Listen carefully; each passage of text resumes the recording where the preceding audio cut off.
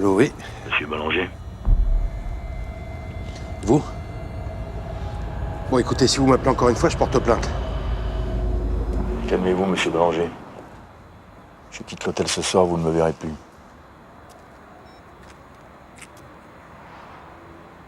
On peut se parler?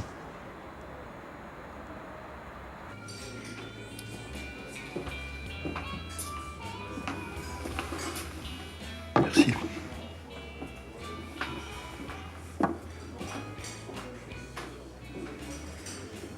J'étais là pour voir si vous éprouviez des remords, de la culpabilité. Je voulais être votre œil de Caïn. Et alors? Vous en avez vu assez pour partir soulagé?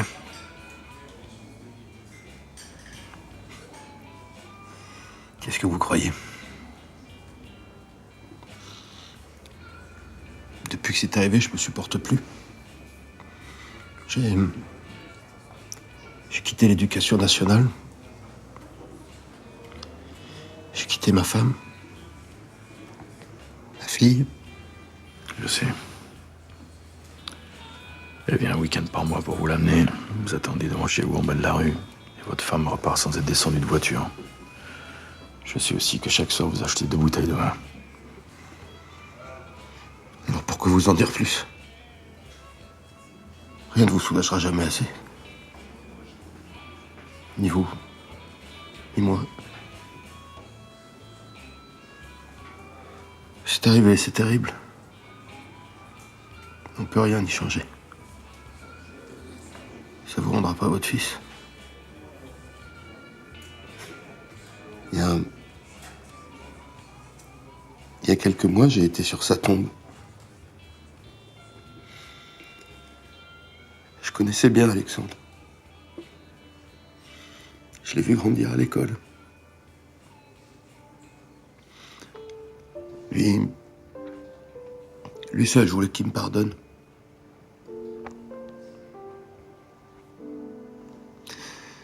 Pourquoi vous n'êtes pas venu me parler plus tôt? Pourquoi maintenant? Georges? Oui. Monsieur Bonafé, là. Je le trouve bien gentil de s'intéresser encore à toi. Je suis pas venu pour te faire la morale, mais pour te rapporter tes affaires. J'ai jeté un coup d'œil sur tes poèmes, tes petits textes, tes couplets. Je savais pas que t'écrivais. Bon, ça vaut rien. C'est pas fait pour être lu. C'est maladroit, certes, mais c'est pas totalement nul. Il te manque les bases, mon vieux, c'est tout. Et pour les acquérir, il faut un minimum de travail.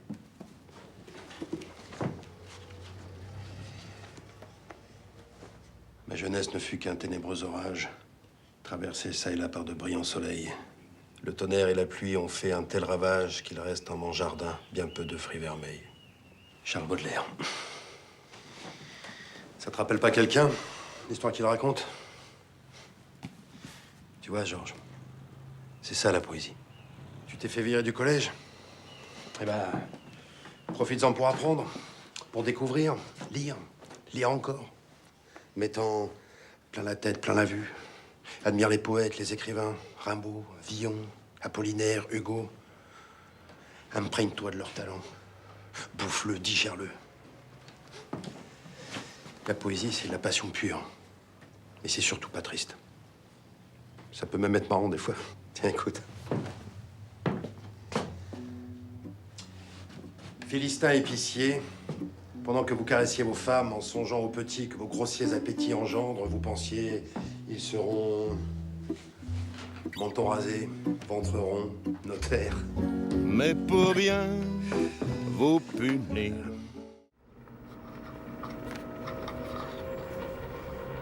Alice était toujours à la recherche d'hôtesse pour sa société. 2 filles ont débarqué en France. Alice les a employées. Au bout de 6 mois, elles sont reparties. En quoi consistait leur travail? Et les soirées privées. Quel genre? Des mecs qui veulent s'amuser. Je peux vous faire un dessin. En fait, c'était elle la tête du trafic. Louvois était client de la société d'Alice. C'est elle qui organisait toutes les présentations de projets, les journées portes ouvertes, enfin tous ces trucs-là. Ce soir-là, Louvois était avec Natalia. À 6h du matin, il a appelé Alice pour lui dire que Natalia avait fait un arrêt cardiaque pendant la nuit et qu'elle était morte sur le coup. Alice lui a demandé s'il avait prévenu la police. Il lui a dit que c'était inutile, qu'ils avaient enterré le corps de Natalia dans le jardin. Que pour lui, ça présentait aucun danger. Et après? Louvois a eu peur. Alice ne serait jamais allée voir la police, mais lui, ça l'a inquiété. Il m'a appelé. Il voulait parler à Alice. Alors on a pris ma voiture. Je savais à peu près où Alice faisait son jogging. On s'est arrêté dans un des chemins. Louvois m'a dit qu'il valait mieux qu'il soit seul pour parler à Alice. Il voulait pas trop me mêler à ça.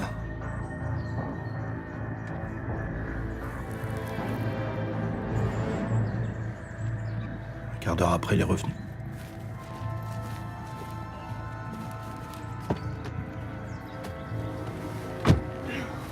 Tu l'as vu? Oui, c'est arrangé.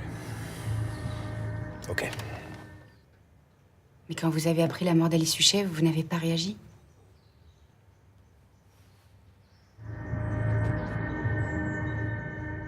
Je pouvais pas. Pourquoi vous ne pouviez pas?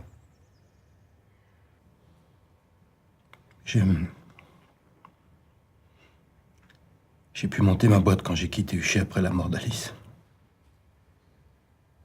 Vous avez accepté de l'argent contre votre silence.